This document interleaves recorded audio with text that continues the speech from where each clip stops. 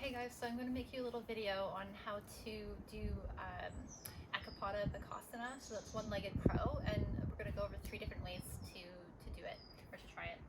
So, first way, a lot of it is just weight distribution, and you have to have your hips quite high. If they're too low, it's going to be hard to distribute some of your weight of your pelvis more towards over top of your head.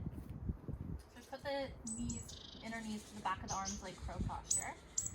And the first way you can try to do it is to keep your feet on the floor and then feel like you're shifting all your weight forward into your hands, bringing your head forward and pushing the floor away with your hands.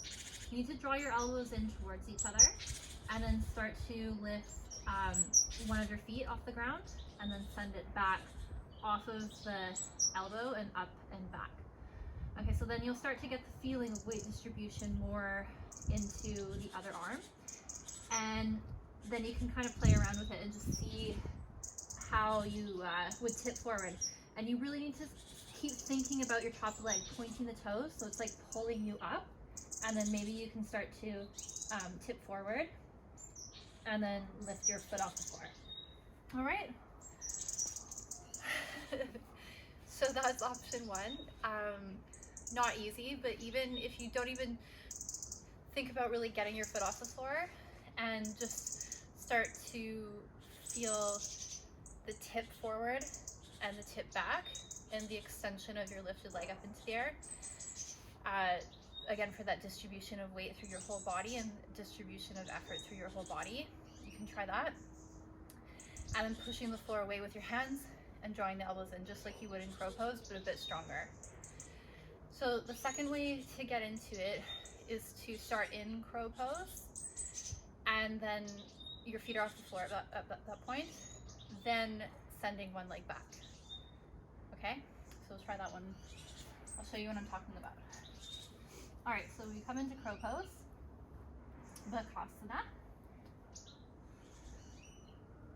and then you need to think about which leg's going up and put more weight into the other side of the body. So I'm going to bring my right leg up, and then you shift weight into the left side of the body. My left leg, I put more weight into it, and then you bring your leg off of your knee and start to send it back. Oops. Okay, I'm going to take my jacket off for that one. Well, it's cold, but you heat it fast in these arm balances. Okay, so Bakasana,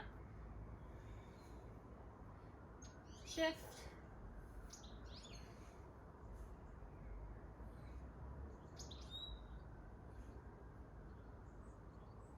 all right.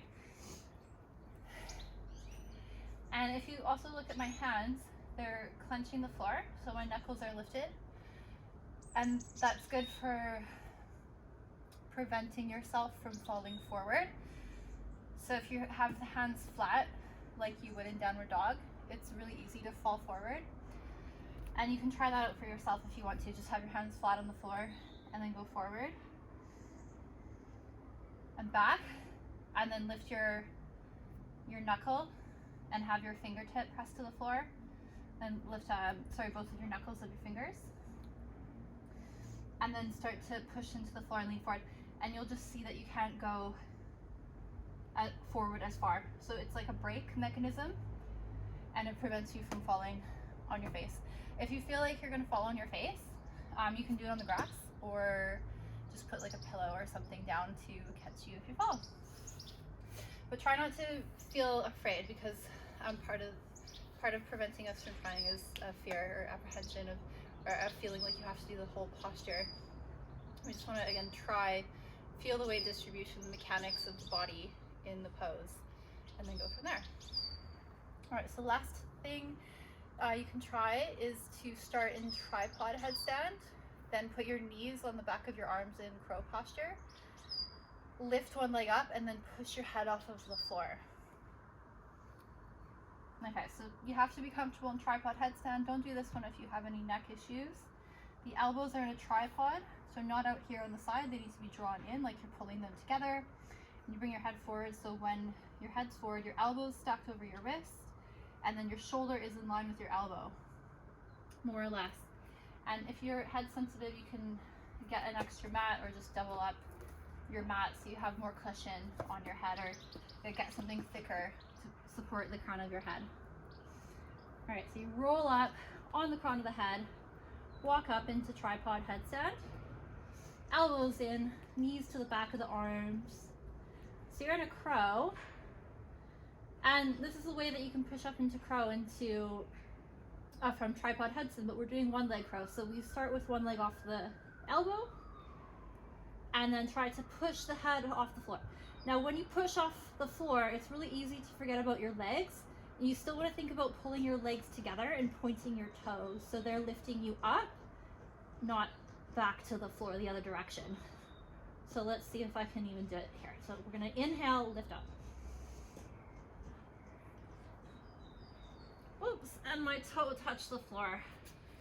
I'm going to try with my hands on that cement thing. Okay. And now I'm determined to be able to do it.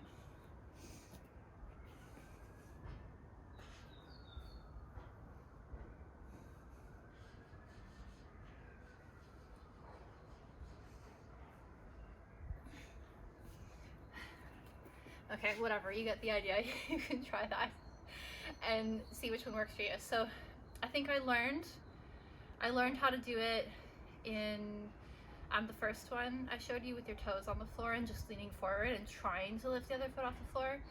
And then I transitioned into the tripod variation. And then the way that I practice it now is to start in Bakasana for the most part, and then lifting one leg back. And just because I guess I'm used to the weight distribution, I find that one a bit easier now. Okay, so give that a try. Hopefully that helps. Bye.